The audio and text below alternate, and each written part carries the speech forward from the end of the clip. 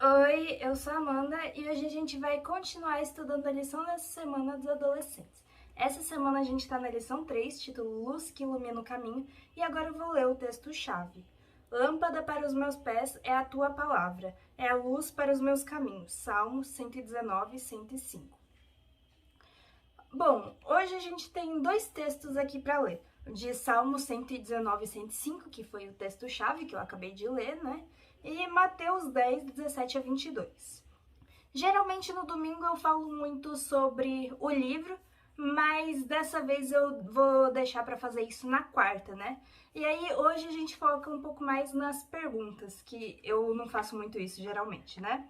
Aqui pede para a gente comparar esse texto de Salmo 119, 105 com quatro outros versos, que é Provérbios 35, Lucas 11, 28, 2 Timóteo 3, 15 e 16 e Hebreus 4, 12. Eu não vou ler todos eles agora, mas assim, o que todos eles falam?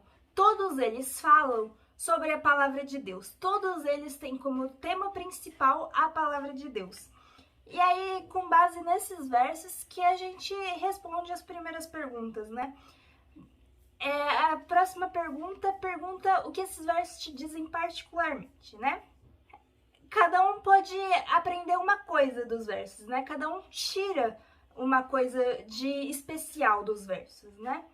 Mas, assim, fazendo uma análise geral, tipo, tem um verso lá que fala a palavra de Deus é um escudo, compara a palavra de Deus com um escudo. Em outro, compara a palavra de Deus com uma espada.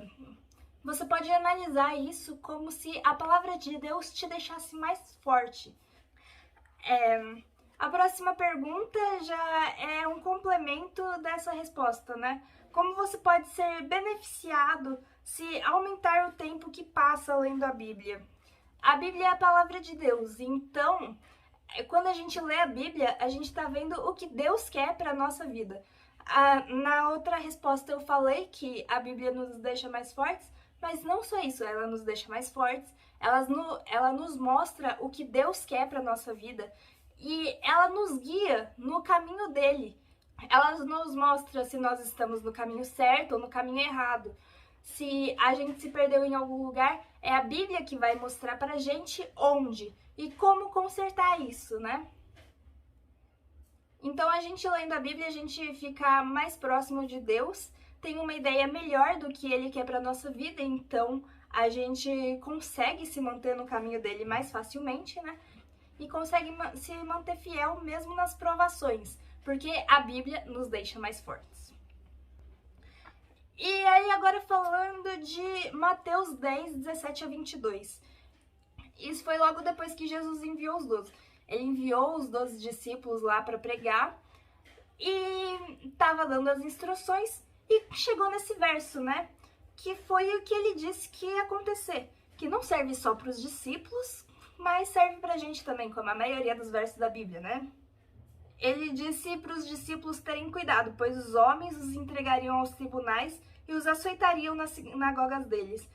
E por causa de Jesus, eles seriam levados à presença de governantes e reis, como testemunhas a eles e aos gentios.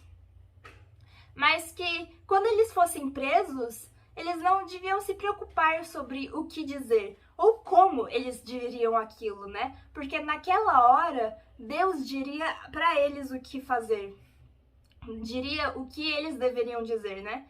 Ele colocaria as palavras na boca deles.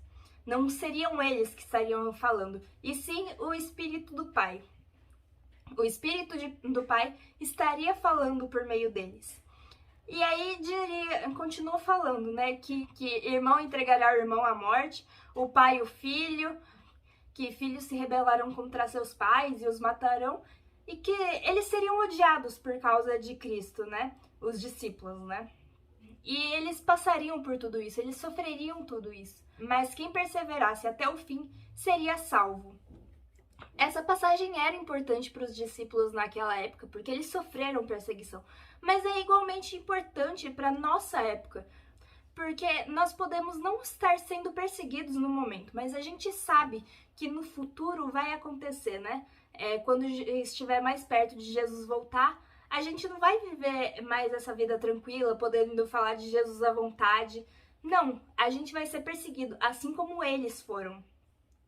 Por isso, essa passagem é tão importante para nós quanto foi para eles naquela época. Aí pergunta como essas inevitáveis provações sobre as quais Jesus nos advertiu podem causar impactos na fé manifestada por uma pessoa.